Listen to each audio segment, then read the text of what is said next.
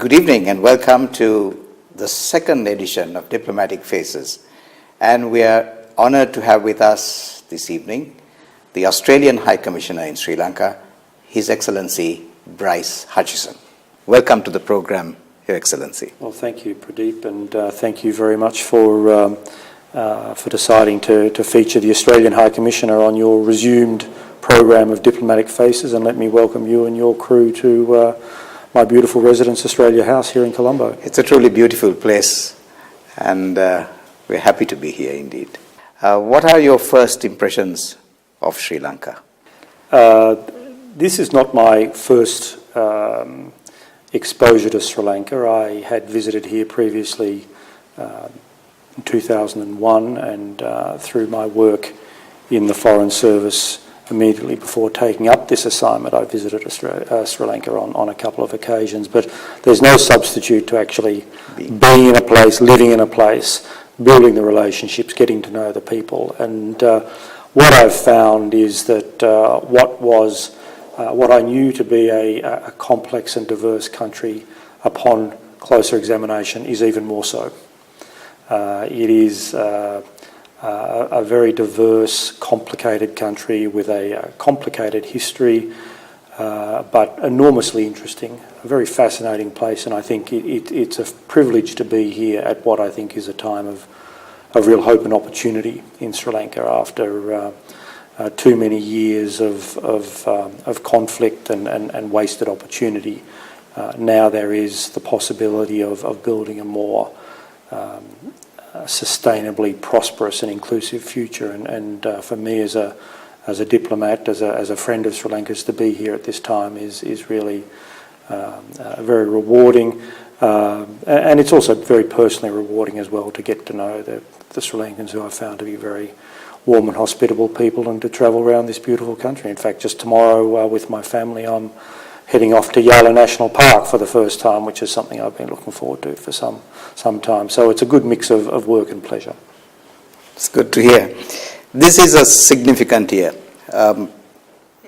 You came at a time when Sri Lanka was going through a democratic transition.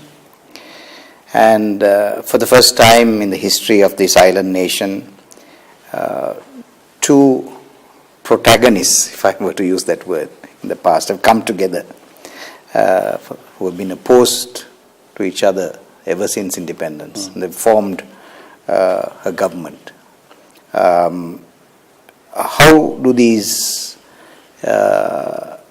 does this unique circumstance affect your role, or how has it helped you? And also there's an ongoing reconciliation process after the bitter conflict that you spoke about. Do you feel that the nation building that is happening is similar to what takes place in other countries, or is this somewhat different? Well, it is, as I said, Pradeep, a really unique time to be here. The National Unity Government is, as you say, an unprecedented arrangement here in Sri Lanka. I should say that Australia, of course, has been a long-standing friend of Sri Lanka, and we've worked very productively and cooperatively with successive Sri Lankan governments. So that hasn't changed. But perhaps what has changed is with the two sides of politics coming together, although there are still other voices, but with the two principal sides of the political equation coming together, there is perhaps a bipartisan prospect of progress on the suite of big issues that Sri Lanka is dealing with, and these include the broadly held desire to see a more open Sri Lankan economy, a Sri Lankan economy that's engaged more with the world and is really maximising its strengths, and in some way that would be a return to the past, where Sri Lanka was in fact very much a trading hub in the Indian Ocean, and we want to see that again. We see the government debating on the possibility of a new or significantly revised constitution, which would go to very much define future political and indeed community relationships in Sri Lanka. It's a big enterprise. And we're also seeing an agenda that deals with the legacy of the conflict, dealing with the legacy of the past, the missing people, the reparations and accountability issues. So these are all really big and complex issues, and the best hope of dealing with them is with a degree of bipartisan support from across the political divide. It's not going to be possible to get all voices signed up to the one course of action, but I think history tells us that where you've got support from across the political spectrum to move in a certain direction, it becomes more achievable. So to be here, to see that happening, to have an opportunity as a friend of the government, as a friend of the country and people of Sri Lanka, to lend our support to those various processes where we can is a very rewarding thing to do. You talked about nation building and what I've observed here compared perhaps to other experiences I might have had. I think each post-conflict environment is different in its own way. The only other experience that I've had that in any way comparable, and I think the parallels only go so far, would be an assignment I had in Israel very early on in my diplomatic career, and of course the differences between Israel and the Palestinian people are known, and there have been a number of conflicts. And at the time I was in Israel, fortunately, it was a period where there wasn't overt conflict, but the tensions and the difficulties and the challenges of trying to build a more harmonious environment to provide opportunity for a greater number of people, they were the sorts of issues that were being grappled with at the time there. So those broad issues are still being dealt with here, but of course the context is quite different. Nation building, well, I'm not sure that I'd necessarily call it nation building, but I would certainly say that for Sri Lanka there's an opportunity to imagine a new future for itself, perhaps free of the seeds of the dissent and discord in the past. Your Excellency, we just concluded 70 years or 7 decades of bilateral ties. The two leaders met actually at 2 levels. The Prime Minister visited the country and President Maithripala Sirisena too visited and had bilateral discussions with the Australian Prime Minister. What was the basis of the talks? What were concluded as to how Australia could support Sri Lanka in terms of exchange, in terms of tourism, in terms of foreign direct investment? Could you elaborate? Yeah. Well, Pradeep, as you say, it's a landmark year in the bilateral relationship. It's 70 years, which in fact predates the independence of Ceylon as it was. The very first Australian commissioner arrived here in Colombo in April of 1947 and then became the very first High Commissioner upon Ceylon's independence in February of 1948. And there's been a lot that's happened over those 70 years, but really this year is unprecedented in that it's the first time we've ever had a bilateral state visit by the head of the Sri Lankan state, by the President, and it was also the first time in 55 years that we've had a purely bilateral visit by the Sri Lankan head of government, the Prime Minister.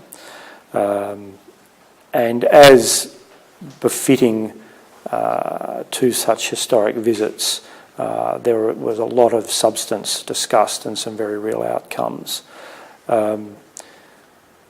The trade and investment relationship was a central theme of the discussion, and both countries have agreed that while our relationship is solid in that space, there's so much more that we could be doing, particularly as Sri Lanka's economy opens up and the Australian exporters and investors who are looking at Sri Lanka take the plunge and do commit to this country, and we certainly want to see more of that, and that was discussed. We see a role in all of this too for the very significant community in Australia of Sri Lankan origin, the diaspora community, drawn from all ethnicities in Sri Lanka, principally the Sinhalese and the Tamil communities.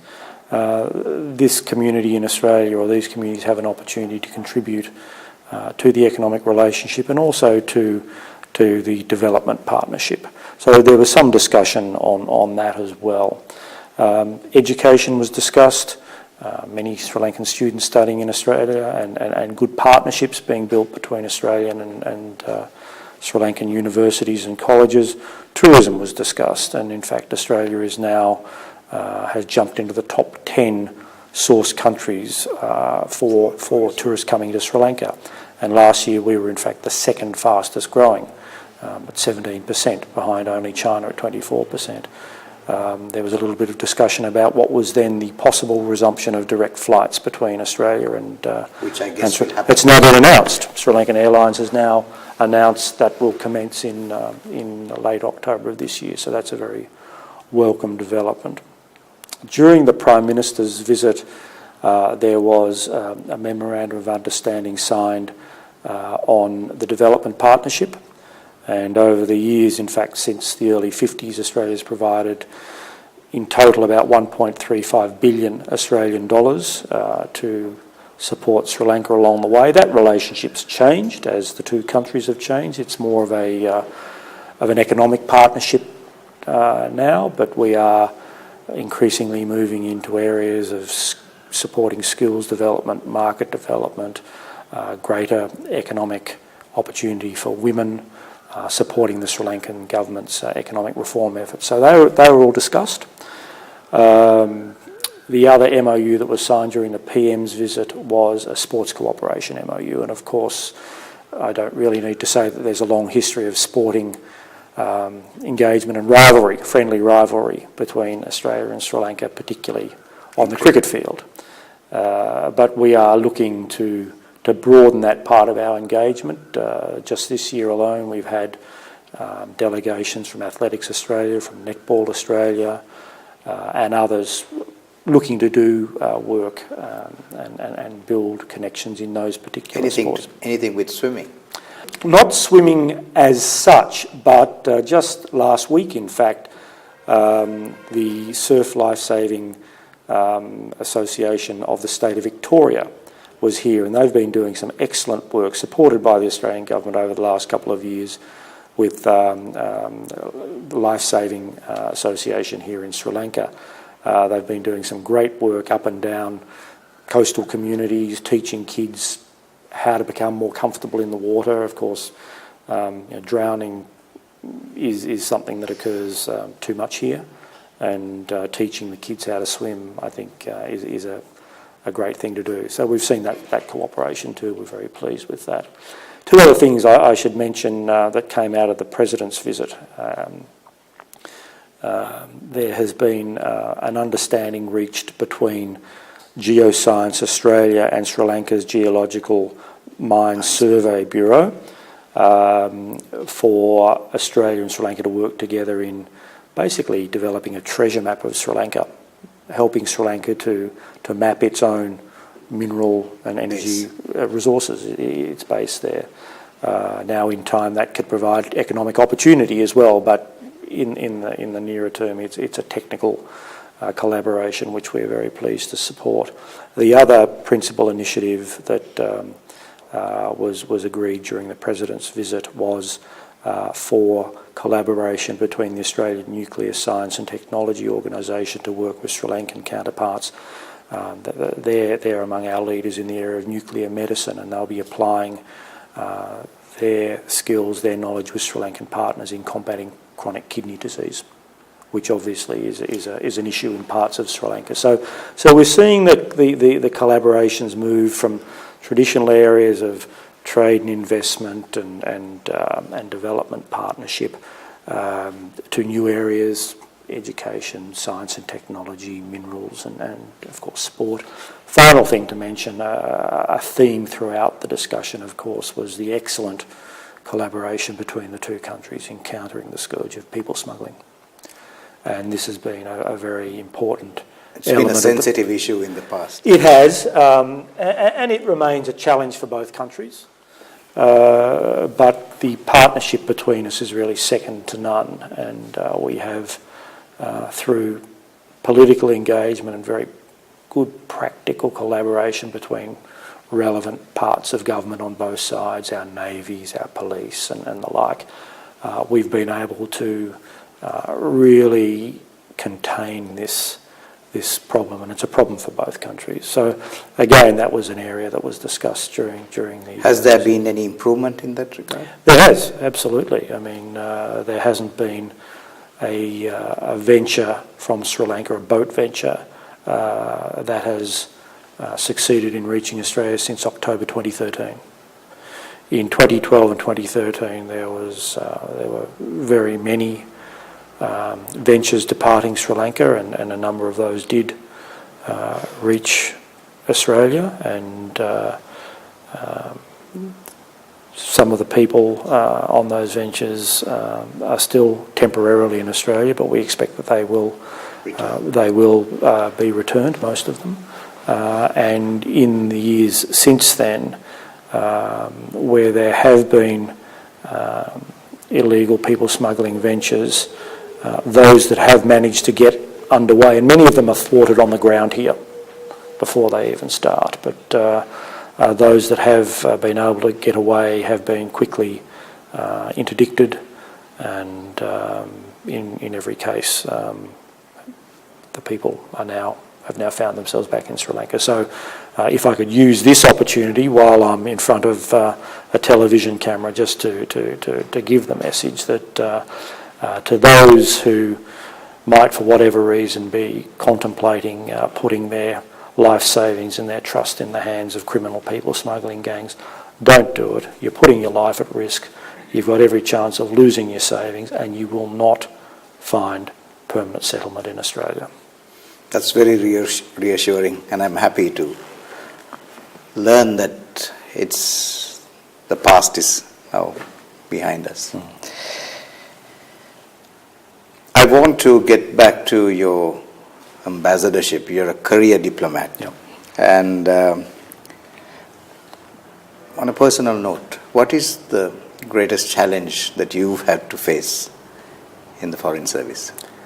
I think on a personal note, and I imagine this would be fairly commonly shared among those who have been on the diplomatic treadmill for a while, it's the regular moving from place to place, the disruption and dislocation that comes with that. It's a very rewarding career. It provides an opportunity to have first-hand exposure to some of the big issues of the time. It provides an opportunity to meet with some truly wonderful, inspiring, fascinating people, and to see things both good and bad that a more settled life back home may not otherwise provide. And I think for me and many of my colleagues, the pluses well and truly outweigh the minuses. But the family disruptions that can occur, the events back home that you're not there to witness, the weddings or the funerals or the milestone events in life that sometimes happen in your absence, that can be a cause of regret. But as I said, I think really the benefits well and truly outweigh the pluses. This, incidentally, for my wife Elizabeth and I, is our very first assignment since we had children, where our children are not actually with us.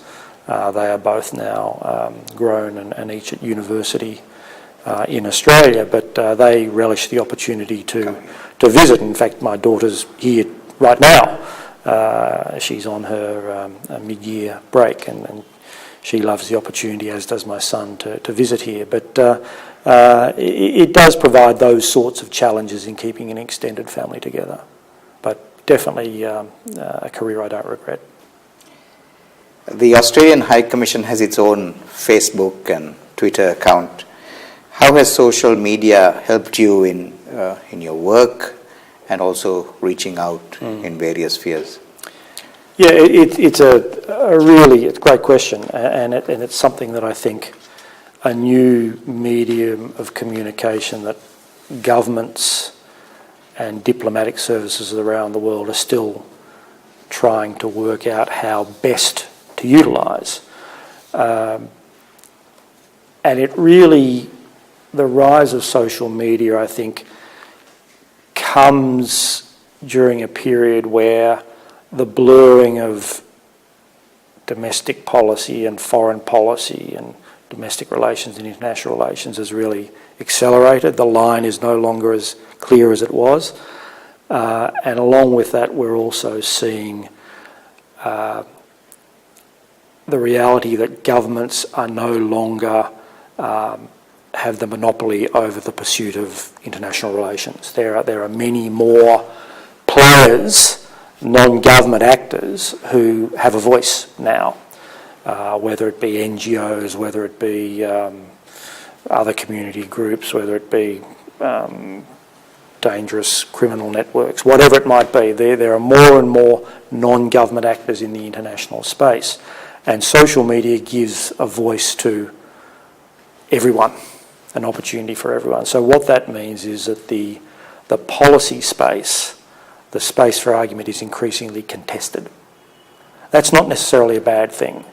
It keeps government on its toes. It actually provides a way for governments and foreign services and high commissions and embassies to better keep their pulse, their hand on the pulse of what's going on in the local environment, but also to reach out in new ways to broadcast messages and also to engage in an additional new way with host communities and host governments. So it's something that we in the Australian Foreign Service are very much encouraged to become familiar with. For those of us who have been around a bit longer, it's a new skill. For, I think, the younger diplomats coming into the business, it's just innate to them, the digital generation. So there's no turning back, and I think over time we'll see all governments, all foreign services become increasingly adept at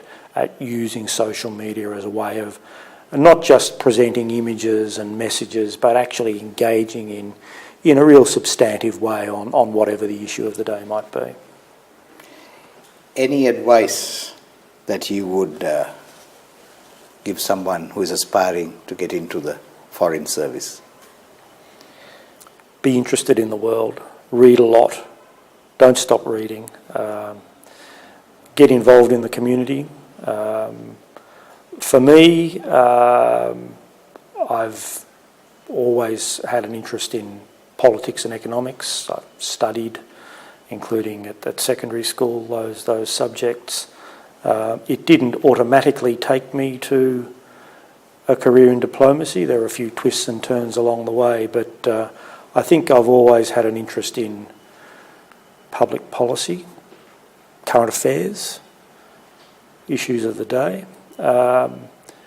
So for younger people, I think it really, who might be interested in a career of that sort, it's so important to be up to date, to be aware, to share your views, to get involved in the discussions, join debating groups, join NGOs, join community groups, volunteer groups, to contribute, to participate, and I think over time that helps to build perspective, it helps you to build knowledge, it helps you to build networks, and all of these things are very much tools in the trade of diplomats. Your Excellency, what would you like to achieve at the end of your term and the final lap of your role here as your stay here as High Commissioner? Well, I've got a few laps to go, so I like to think that there's a number of things that could be achieved. I talked a bit about the trade and investment relationship and the potential to see that move to a new level. That will remain a priority. We are very keen to crack the $1 billion mark in two-way trade and trade in goods and services, and I think that's within reach. Very keen to see the development partnership continue to a more mature level of engagement where it's not just a traditional response to a natural disaster or to a post-conflict situation, but rather more it's working in a very integrated manner with Sri Lanka to help Sri Lanka realise its economic potential, its livelihood and growth potential. So I'm keen to see that part of our engagement move along. I mentioned the diaspora, and I do think that as Sri Lanka moves further into an era of more sustained stability and peace and prosperity, that the diaspora in Australia, not just in Australia, in other parts of the world where there are communities of Sri Lankan origin, I think these communities can be better tapped and encouraged and facilitated to make a positive contribution to their original homeland. And I know that over the years there has been a view in Sri Lanka that sometimes the diaspora has not been a force for good, and that's probably true.